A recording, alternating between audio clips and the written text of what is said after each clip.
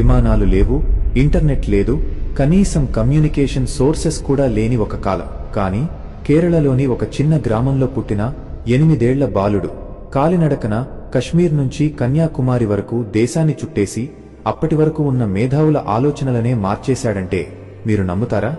మనం ఈ రోజు 80 ఏళ్లు బతికినా సాధించలేని పనిని ఆయన కేవలం 32 ఏళ్లలోనే పూర్తి చేశారు. ఒకవైపు గంభీరమైన తర్కం, మరోవైపు అంతులేని భక్తి, ఒకవైపు హిమాలయమంతటి నిశ్శబ్దం, మరోవైపు సముద్రమంతటి జ్ఞానం. భారతీయ సనాతన ధర్మం అంతరించిపోతుంది అనుకున్న టైంలో దానికి రీబర్త్ ఇచ్చిన ఆ గ్రేట్ స్పిరిచువల్ ఇంజనీర్ ఎవరో తెలుసా? ఆయనే జగద్గురు ఆది శంకరాచార్యులు. ఆయన మాట్లాడితే శబ్దానికి అర్థం పుడుతుంది, ఆయన నడిస్తే భారత భూమికి దిశ దొరుకుతుంది. ఈ రోజు మనం వాడే సెల్ఫ్ అవేర్నెస్ లేదా కాన్షియస్నెస్ అనే పదాలకు 1200 ఏళ్ల క్రితమే డెఫినిషన్ ఇచ్చిన ఆ మహానుభావుడి మేధస్సులోకి మనం ఈరోజు వెళదాం.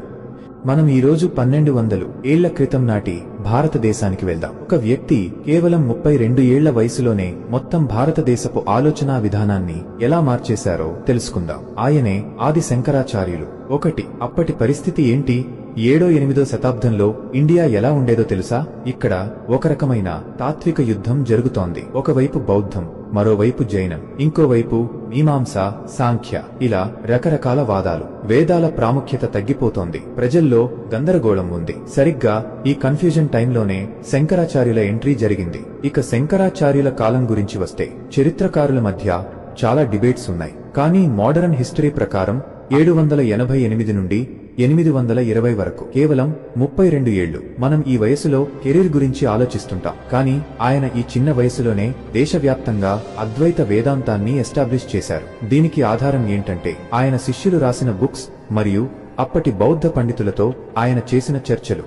ఆయన పుట్టింది ఎక్కడో తెలుసా? కేరళలోని కాలడి. అప్పట్లో అది చేరా సామ్రాజ్యంలో ఉండేది. పెరియార్ నది ఒడ్డున ఉన్న ఈ చిన్న గ్రామం అప్పట్లో వేద విద్యకు సెంటర్ పాయింట్. ఆయన తల్లిదండ్రులు శివగురు మరియు ఆర్యాంబ చాలా కాలం సంతానం లేక శివుడిని ప్రార్థిస్తే శంకరుడు జన్మించాడని చరిత్ర చెబుతోంది. అసాధారణ మేధస్సు. ఇక్కడ ఒక ఇంట్రెస్టింగ్ పాయింట్ గమనించాలి. శంకరాచార్యులు చైల్డ్ ప్రాడిజీ. 5 ఏళ్లకే ఉపనయనం, 8 ఏళ్లకే 4 వేదాల మీద గ్రిప్ సాధించారు.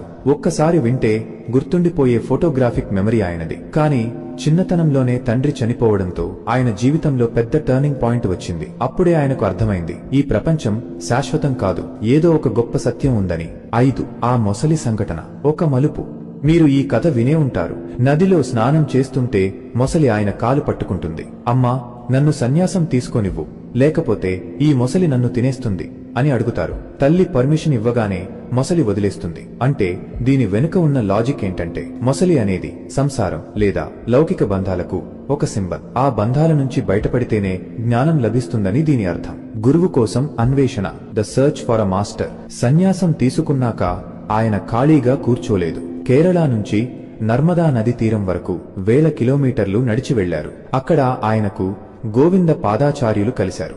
ఆయనే శంకరుడికి అసలైన వేదాంత రహస్యాలను బోధించారు. అక్కడి నుంచే శంకరాచార్యుల అసలైన ప్రయాణం మొదలైంది, అద్వైత వేదాంతం. ఇప్పుడు మనం అసలైన విషయంలోకి వద్దాం. ఆది శంకరాచార్యులు ప్రపంచానికి ఇచ్చిన గిఫ్ట్ ఏంటి? అదే అద్వైతం. అజ్ఞానం అంటే ఏంటి? సింపుల్ గా చెప్పాలంటే 2 లేవు, ఉన్నదంతా ఒక్కటే. వినడానికి ఇది చాలా సింపుల్ గా అనిపించవచ్చు, కానీ దీని వెనుక ఉన్న లాజిక్ వింటే మీ మైండ్ డిస్టర్బ్ అవ్వడం ఖాయం. శంకరాచార్యులు కేవలం ఒకే ఒక్క లైన్లో మొత్తం ఫిలాసఫీని తేల్చేశారు. బ్రహ్మ సత్యం, జగత్ మిథ్య, జీవో బ్రహ్మైవ నాపరః. దీని అర్థమేంటో ఒక చిన్న ఉదాహరణతో చూద్దాం. మీరు రాత్రిపూట చీకట్లో నడుస్తున్నారు అనుకోండి. అక్కడ ఒక తాడు పడి ఉంది, కానీ మీరు దాన్ని చూసి పాము అనుకుని భయపడతారు. ఇక్కడ ఏం జరిగింది? అక్కడ ఉన్న నిజమేంటి? తాడు. మీకు కనిపిస్తున్నది ఏంటి? పాము. శంకరాచార్యుల దృష్టిలో ఈ ప్రపంచం కూడా సరిగ్గా ఇలాంటిదే. ఆ పాము అనేది మిథ్య, అంటే అది ఉన్నట్టు కనిపిస్తుంది కానీ అది నిజం కాదు. మీరు లైట్ వేసి చూస్తే ఏముంటుంది? పాము మాయమైపోతుంది, తాడు మాత్రమే మిగులుతుంది. అలాగే జ్ఞానమనే లైట్ వేసి చూస్తే ఈ ప్రపంచమంతా ఆ బ్రహ్మమనే ఒకే ఒక్క శక్తి అని మీకు అర్థమవుతుంది. మరి మనకు ఈ నిజం ఎందుకు తెలియడం లేదు? దీనికి ఆయన చెప్పిన కారణం అవిద్య. ఇది ఒక కళ్ళజోడు లాంటిది. ఈ అజ్ఞానమనే కళ్ళజోడు పెట్టుకోవడం వల్లే మనం మనల్ని నేను వేరు, దేవుడు వేరు, ఎదుటివాడు వేరు అని అనుకుంటున్నాం. దీనివల్లే మనకు కోపం, బాధ, భయం అన్నీ కలుగుతున్నాయి. శంకరాచార్యులు ఏమంటారంటే, నువ్వు వేరే ఎక్కడో ఉన్న దేవుడిని వెతకాల్సిన అవసరం లేదు. నీ లోపల ఉన్న ఆత్మ మరియు ఆ విశ్వమంతా ఉన్న బ్రహ్మం రెండు వేరువేరు కాదు, రెండు ఒకటే. అహం బ్రహ్మాస్మి అంటే నేనే ఆ బ్రహ్మాన్ని. ఇక్కడ మీరు ఒక విషయం గమనించాలి. ఆయన దేవుణ్ణి లేదా భక్తిని తక్కువ చేయలేదు. మన మనసుని క్లీన్ చేసుకోవడానికి భక్తి ఒక గొప్ప సాధనమని చెప్పారు. కానీ అంతిమంగా మనం తెలుసుకోవాల్సిన సత్యం మాత్రం అద్వైతం మాత్రమే. సో ఫ్రెండ్స్, అందరిలోనూ ఉన్నది ఒకటే చైతన్యం అని తెలిసినప్పుడు ఇక మనుషుల మధ్య కులాల పేరుతోనో మతాల పేరుతోనో గొడవలు ఎందుకు ఉంటాయి? అందుకే అద్వైతం అనేది కేవలం ఆధ్యాత్మికం మాత్రమే కాదు, ఇది ప్రపంచంలోనే అతిపెద్ద సమానత్వ సిద్ధాంతం. మరి ఇంతటి కష్టమైన విషయాన్ని శంకరాచార్యులు ప్రజలకి ఎలా అర్థమయ్యేలా చెప్పారు? అక్కడే ఆయన అసలైన టాలెంట్ బయటపడుతుంది. కేవలం 32 ఏళ్ల వయసులో ఈ రోజు మనం ఒక యావరేజ్ బుక్ కూడా పూర్తి చేయలేకపోతుంటే, ఆయన వేల సంవత్సరాల పాటు నిలిచిపోయే అద్భుతమైన సాహిత్యాన్ని సృష్టించారు. మిత్రులారా, శంకరాచార్యుల రచనలను మనం 3 భాగాలుగా అర్థం చేసుకోవచ్చు. నెంబర్ 1, ప్రస్థానత్రయం. హిందూ ధర్మంలో ఉపనిషత్తులు, భగవద్గీత, బ్రహ్మసూత్రాలు ఈ మూడింటిని అత్యంత పవిత్రంగా భావిస్తారు. వీటిని ప్రస్థానత్రయం అంటారు. అయితే ఇవి చాలా కఠినమైన సంస్కృతంలో ఉంటాయి. శంకరాచార్యులు వీటన్నింటికీ భాష్యాలు రాశారు. అంటే ఒక సైంటిఫిక్ థియరీని అందరికీ అర్థమయ్యేలా డీకోడ్ చేసినట్టన్నమాట. ఆయన రాసిన ఈ వ్యాఖ్యానాలే ఈరోజు మనం చదువుతున్న వేదాంతానికి అసలైన పునాది. నెంబర్ 2, ప్రకరణ గ్రంథాలు, మాన్యువల్స్ ఫర్ లైఫ్. ఉపనిషత్తులు పండితులకు అర్థమవుతాయి, మరి సామాన్యుల సంగతి ఏంటి? అందుకే ఆయన వివేక చూడామణి, ఆత్మబోధ, తత్వబోధ లాంటి పుస్తకాలు రాశారు. ఇవి ఒక యూజర్ మాన్యువల్ లాంటివి. జీవితం అంటే ఏంటి, మనం ఈ భూమి మీదకి ఎందుకొచ్చాం, మన అసలైన స్వరూపం ఏంటి అనే ప్రశ్నలకు ఇందులో చాలా సింపుల్ గా సమాధానాలిచ్చారు. నంబర్ 3, స్తోత్ర సాహిత్యం. ఇక్కడే ఒక ఇంట్రెస్టింగ్ ట్విస్ట్ ఉంది ఫ్రెండ్స్. శంకరాచార్యులు కేవలం లాజిక్ మాత్రమే మాట్లాడే రోబో కాదు, ఆయన మనసు నిండా భక్తి ఉన్న వ్యక్తి. ఆయన రాసిన భజగోవిందం స్తోత్రం వింటే మీ కళ్లలో నీళ్లు తిరుగుతాయి. వయసు అయిపోయాక గ్రామర్ సూత్రాలు నిన్ను కాపాడవు, దేవుడిని నమ్ము అని ఆయన ఎంత మొహమాట లేకుండా చెప్పారో చూడండి. ఆయన రాసిన కనకధార స్తోత్రం లేదా సౌందర్యలహరి నేటికి లక్షలాది మంది ఇళ్లలో వినిపిస్తున్నాయి అంటే ఆయన ప్రభావం ఎంత ఉందో ఆలోచించండి. ఒక విషయం గమనించండి, ఆయన వాడిన భాష ఎంత సరళంగా ఉంటుందంటే అది పండితుడిని ఆలోచింపజేస్తుంది, సామాన్యుడిని కదిలిస్తుంది. ఆయన కేవలం పుస్తకాలు రాయలేదు, భారతదేశపు ఆలోచనా విధానానికే ఒక కొత్త లాంగ్వేజ్ ఇచ్చారు. మరి ఇంతటి జ్ఞానాన్ని తన దగ్గరే ఉంచుకోకుండా దేశం నలుమూలలకి ఎలా తీసుకెళ్లారు? ఆయన చేసిన ఆ అడ్వెంచరస్ ప్రయాణాలు ఏంటి? ఆయన కేవలం ఒక రూంలో కూర్చుని ఫిలాసఫీ రాయలేదు, దేశం మొత్తం చుట్టేశారు. అది కూడా ట్రాన్స్పోర్ట్ సౌకర్యాలు లేని ఆ కాలంలో. మీరు ఎప్పుడైనా పాన్ ఇండియా స్టార్ గురించి విన్నారా? సినిమాల గురించి కాదు, నేను మాట్లాడుతోంది ఆది శంకరాచార్యుల గురించి. 1200 ఏళ్ల క్రితమే కేరళ నుంచి హిమాలయాల వరకు ఆయన చేసిన ప్రయాణం చూస్తే మీరు షాక్ అవుతారు. ఈ రోజు మనం ఆయన దిగ్విజయ యాత్ర మరియు ఆయన స్థాపించిన ఒకటి దిగ్విజయం అంటే ఏంటి? Not a war but a debate. Friends, సాధారణంగా రాజులు వేరే రాజ్యాలను జయించడాన్ని దిగ్విజయం అంటారు. కానీ శంకరాచార్యుల దిగ్విజయం వెరీ డిఫరెంట్. ఆయన కత్తితో కాదు, తర్కం, లాజిక్ తో దేశాన్ని జయించారు.